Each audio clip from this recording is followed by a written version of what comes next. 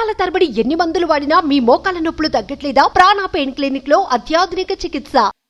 రాష్ట్రంలో జరిగినటువంటి పోలింగ్ సరళిని దృష్ట్యా పోలింగ్ అయిన తర్వాత ప్రజల వద్ద సేకరించినటువంటి విధానాల వల్ల, ఇది ఓటు ఎవరికి వేసారని సేకరించినటువంటి విధానాల వల్ల కానీ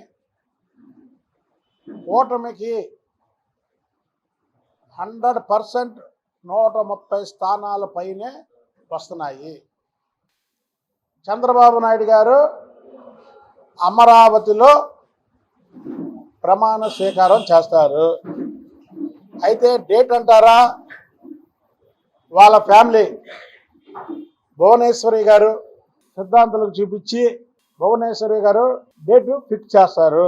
ఎందుకంటే 2019 వరకు చంద్రబాబు నాయుడు గారు ఒక్కరే పార్టీని ఈడ్చుకొస్తే 2019 తర్వాత ఈ రాష్ట్రం ఉన్నటువంటి పరిస్థితుల దృష్ట్యా చంద్రబాబు నాయుడు గారు ఫ్యామిలీ ఎంటైర్ కూడా, చంద్రబాబు గారు కానివ్వండి, లోకేష్ బాబు గారు కానివ్వండి, భువనేశ్వరి గారు కానివ్వండి, బ్రాహ్మణి గారు కానివ్వండి, నలుగురు కూడా 4 దిక్కుల్లాగా తూర్పు, పడమర, ఉత్తర, దక్షిణ ద్రవ్యాల్లాగా 4 పక్కలుగా చీలిపోయి, ఒక పక్క ప్రజా వ్యతిరేక పాలనని ప్రజల్లో తీసుకెళ్తూ, మరో పక్క ఎప్పుడైతే 23 సీట్లు వస్తే ఇక పార్టీ పని అయిపోయిందని పార్టీలో పార్టీ పదవులు అనుభవించిన వాళ్ళే బయటికి వెళ్ళిపోతే ఈ పార్టీ పని అయిపోదు, మేము ఉన్నంత వరకు, మా ఫ్యామిలీ ఉన్నంత వరకు ఇది అయిపోదని 4 దిక్కుల ప్రయాణించి ఈ పార్టీని మళ్ళీ అధికారం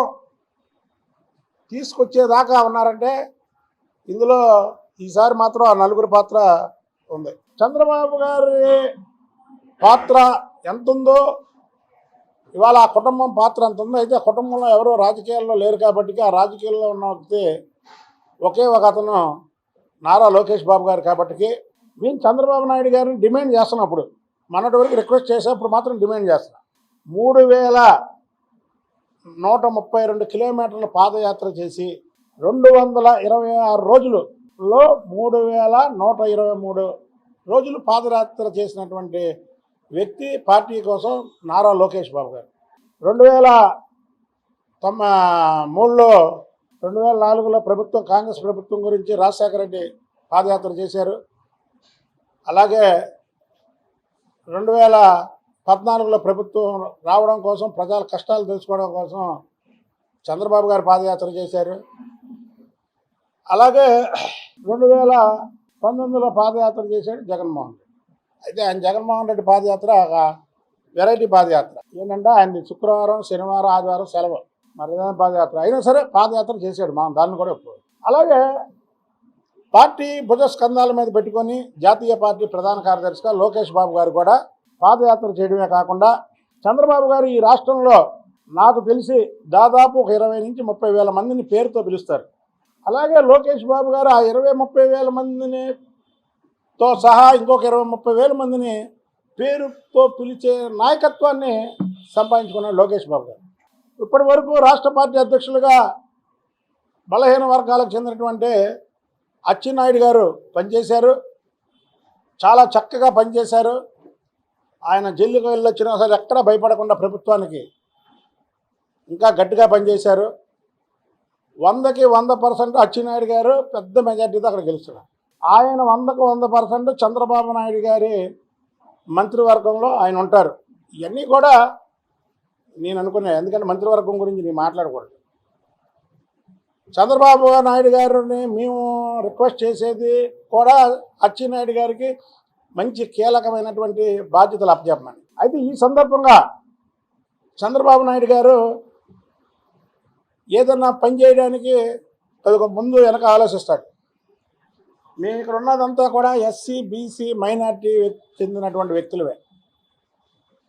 మేము ఏకగ్రీవంగా చెప్తున్నాము, మీరు ఏ రోజైతే ప్రమాణ స్వీకారం చేస్తారో అమరావతిలో అది ప్రభుత్వ అక్కడ ఏర్పాటు చేస్తుంది.